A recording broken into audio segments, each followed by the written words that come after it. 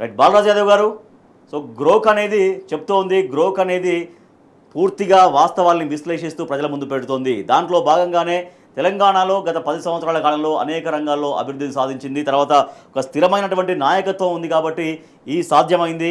ప్రధానంగా హైదరాబాద్ విషయంలో కాన్సన్ట్రేషన్ చేయడం వల్ల ఒక ప్రగతికి ఇరుసుగా హైదరాబాద్ని మార్చగలిగిందనేది ఒకటైతే, సాగునీటి రంగం విషయం కావచ్చు, విద్యుత్ పైన సాధించిన విజయం కావచ్చు, అన్నింటిలో కూడా గ్రోకు కొనియాడుతూ ప్రశంసలు గుప్పిస్తోంది.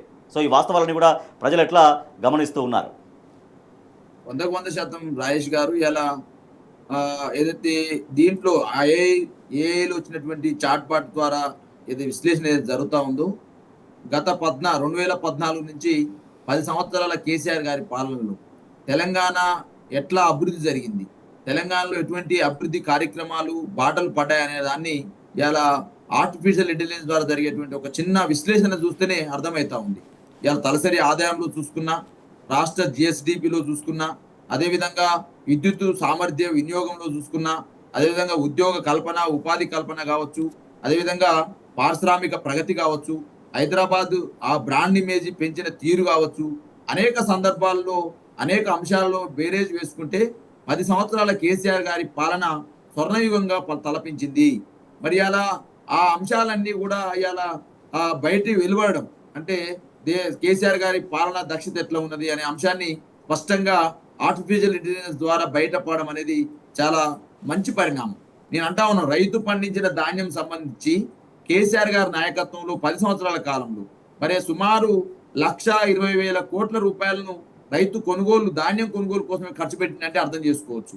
వ్యవసాయం సంబంధించి ఇవాళ సుమారు 4,50,000 కోట్లండి. 4,50,000 కోట్లు వ్యవసాయానికే ఆ కేటాయింపులు చేయడం అనేది ఒక గొప్ప పరిణామంగా చూడవచ్చు.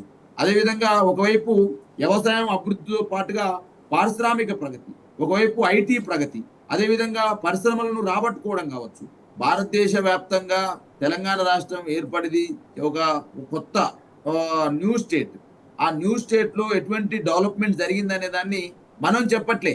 అనేక రకాల నివేదికలు దేశవ్యాప్తంగా సర్వే నివేదికలు ఇస్తే ఆ ఆర్బీఐ నివేదిక కావచ్చు, మిగతా నివేదికలు కావచ్చు, కాగ్ రిపోర్ట్స్ కావచ్చు, ఇవన్నీ కూడా ఇస్తే ఏముంది, తెలంగాణ కొత్తగా ఏర్పడ్డ స్టేట్ అయినప్పటికీ ఆ కొత్తగా ఏర్పడ్డ రాష్ట్రం ఒక స్థిరమైనటువంటి నాయకత్వం, కేసీఆర్ గారి నాయకత్వంలో అనేక రకాల ప్రగతిని సాధించని చెప్పి అనేక నివేదికలే చెప్పినాయి కదా.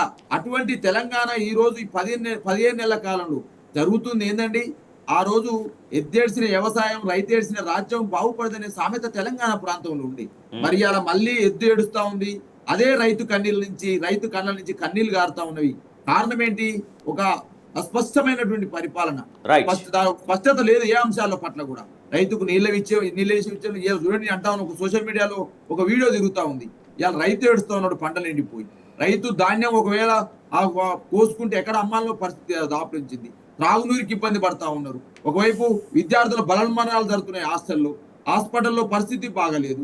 ఇవాళ రైతాంగమే కాదు మిగతా అన్ని వర్గాల ప్రజలు ఇబ్బంది పడుతున్న సందర్భంలో మంత్రులు నవ్వుకుంటున్న పరిస్థితి. మళ్ళా ఇవాళ 41వసారి ఢిల్లీకి వెళ్లే పరిస్థితి.